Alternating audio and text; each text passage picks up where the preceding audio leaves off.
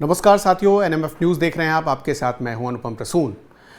अगर मैं आपसे एक सवाल पूछूं कि क्या आप भगवान पर भरोसा करते हैं, तो शायद हमारे हिंदुस्तान में बहुत सारे ऐसे लोग होंगे जिनका जवाब हाँ में होगा, और बहुत सारे ऐसे भी लोग होंगे जो कहेंगे अरे क्या फालतू बात करते हो, कोई खबर बतानी हो तो बताओ। लेकिन आज जो तस्वीर, जो बात हम आपको बताने जा रहे हैं, वो सीधा सीधा यही संकेत देती है कि अगर आपकी आस्था गहरी है, आप भगवान में, चाहे वो जिस भी आप धर्म को मानने वाले हो, अगर आपकी भगवान में आस्था है तो भगवान कभी आपको निराश नहीं करते हैं। अगर आप सच्चे मार्ग पर चल रहे हैं तो भी भगवान आपको कभी निराश नहीं करते हैं। ये दुनिया बनाई ही ऐसी गई है, मतलब जिसको बोलते हैं ना शक्ति संतुलन, ये दुनिया बिल्कुल उसी तर्ज पर आगे बढ़ रही है। अब आप कहेंगे कि हम ये फिलॉसफी वाली बातें क्यों आपको बता रहे हैं। दोस्तों, घटना कुछ ऐसी हुई है।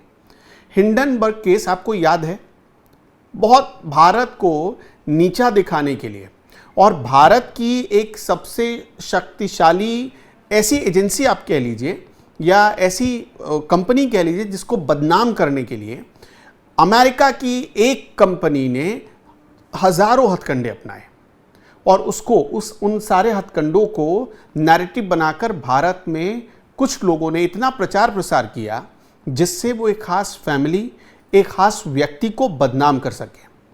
और सिर्फ उस व्यक्ति की बदनामी, इसके पीछे साजिश नहीं थी। साजिश थी कि उस व्यक्ति का नाम देश की सरकार चलाने या देश की सरकार के मुखिया नरेंद्र मोदी के साथ जोड़ दो और दोनों को ऐसे मैनिपुलेट करो, इस तरह से लोगों को मिसलीड करो कि लोग ये मान बैठे कि देश नरेंद्र मोदी नहीं चला रहे, अडानी चला रहे हैं। बिल्कुल सही सुन रहे हैं आप, गौतम अडानी और अडानी की सारी कंपनियों को बदनाम करने के लिए, बाजार से भगाने के लिए, दुनिया में जो भारत की ये कंपनी अपना नाम रोशन कर रही है, उस नाम को बिगाड़ने के लिए, खराब करने के लिए हजारों हजार साजिशें हुई हैं। और उनके खिलाफ साजिश करने वाली जो सबसे बड़ी एजेंसी थी वो हिंडनबर्ग था। कहाँ गया आज, कहाँ है हिंडनबर्ग, ये किसी को नहीं पता है। अब जो हमने आपको पहले बात बताई थी कि क्या आप भगवान में आस्था रखते हैं और आपको आस्था रखते हैं तो आप उस आस्था को और मजबूती के साथ, मतलब ऐसा कि अटूट बनाए रखिएगा, जैसे गौतम अडानी ने बनाए रखा। ये जो मेरे पीछे आप तस्वीर देख रहे हैं, ये प्रीति अडानी है जो गौतम अडानी की पत्नी है, और गौतम अडानी सामने देख रहे हैं। इन दोनों ने कपल ने आज जैन मंदिर जाकर, गुजरात के जैन मंदिर में शांति प्रार्थना की है, मौन प्रार्थना की है, और उसमें किसी के बारे में या कुछ मांगा नहीं गया। ये प्रार्थना क्यों की गई वो आप समझिए, उस भाव को समझिए।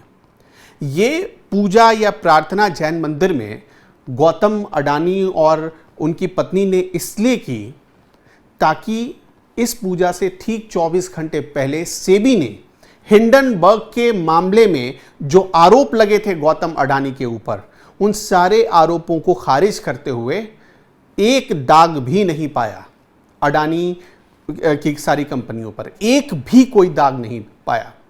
और सेबी ने इसकी जांच की, किसी और एजेंसी ने नहीं, सेबी ने जांच की और सेबी ने पाया कि जिस फाइनेंशियल फ्रॉड का बार बार हवाला देकर अडानी को बदनाम करने की कोशिश हो रही थी, उसमें तो कोई दम ही नहीं है, कोई तर्क ही नहीं है उसके पीछे। और पता है, इसीलिए एक साइलेंस स्प्रे के जरिए ऐसे तमाम लोगों को जो अडानी के ऊपर सवाल उठा रहे थे, बहुत करारा या आप इसे जोरदार जवाब कहिए, अडानी ने मारा है पलटकर। अगर वो मीडिया में आकर बोलते कि मुझे बदनाम करने वालों को माफी मांगनी चाहिए, तो शायद इसको फिर से पॉलिटिसाइज कर दिया जाता, फिर से पता नहीं कितने गंभीर आरोप लोग लगाना शुरू कर देते। लेकिन गौतम अडानी ने कहा कि ठीक है, जितना आपको कहना है आप कहते रहिए, मेरा जो काम है मैं वो काम करता रहूंगा और वो काम देश हित में करूंगा। इसका परिचय उन्होंने दिया है। भगवान में गहरी आस्था है, ये फिर से गौतम अडानी, उनकी फैमिली ने साबित कर दिया है। अगर आपकी आस्था है तो भगवान कभी आपको निराश नहीं करेंगे। गौतम अडानी के केस से यह बात साबित होती है। आज ऐसे तमाम लोग जो हिंडनबर्ग रिपोर्ट, और एक चीज़ मैं आपको और बताना चाहता हूँ, एक पैटर्न चला हिंडनबर्ग को लेकर। जब जब संसद का कोई सत्र बुलाया जाना था, चाहे वो शीतकालीन सत्र हो, चाहे वो बजट सत्र हो, चाहे वो मानसून सत्र हो, जब भी कोई सत्र होना था उससे ठीक 2 या 3 दिन पहले हिंडनबर्ग की रिपोर्ट आती थी। और उस रिपोर्ट के जरिए भारत की सरकार, गौतम अडानी की सारी कंपनियां, अडानी की सारी कंपनियों के ऊपर फर्जी एलिगेशंस लगाए जाने लगे थे। और इसमें सबसे बड़ी बात कि देश की बड़ी बड़ी पार्टियां, हमारे देश की बड़ी बड़ी पार्टियां, हमारे देश के बड़े बड़े चेहरे, जाने माने चेहरे, वो लोग जिनका काम होता है कि वो पब्लिक के इशू पर बात करें, उनको पब्लिक इसलिए वोट देकर चुनती है ताकि वो पब्लिक की आवाज़ बनकर संसद में जाए, लोकसभा के भीतर, राज्यसभा के भीतर उस आवाज़ को बुलंद कर सके। लेकिन वो सिर्फ एक प्रोपेगेंडा, एक नैरेटिव चलाते रहे। वो नैरेटिव क्या था? गौतम अडानी के खिलाफ।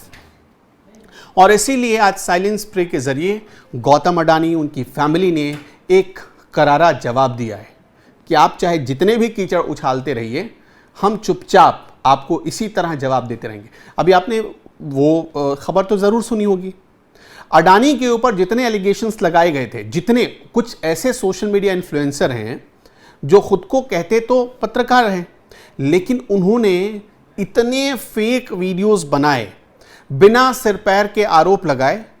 जब कोर्ट में सारा मामला पहुंचा, कोर्ट ने क्या कहा कि सारे वीडियो हटाइए। और जैसे ही कोर्ट का ये ऑर्डर आया, उसको फिर से गौतम अडानी के खिलाफ एक टूल किट बना दिया गया। ये अलग बात है कि उस फैसले को चैलेंज किया गया कोर्ट में, और उसके बाद जो हुआ वो भी भारत जानता है। लेकिन इतना बड़ा टूल किट बना दिया गया कोर्ट के फैसले को। आप अंदाजा लगाकर देखिए कि गौतम अडानी को गलत साबित करने के लिए अब एक व्यक्ति कितनी जगह परीक्षा देगा। आपने सेबी से जांच करवा ली, आपने संसदीय कमेटी कहा कि आप जांच करिए, वहां से सब कुछ क्लीन चिट मिल गया। आप कोर्ट गए, वहां से क्लीन चिट मिल गया। हर जगह, हर लेवल पर एक आदमी को परीक्षा देनी पड़ रही है, और हर परीक्षा में वो 100 में 100 नंबरों से पास हो जा रहा है। और उसके बाद भी आप लगातार इस कोशिश में हैं कि चलिए इसको बदनाम करने का। अफसोस कि ये मौका भी चला गया।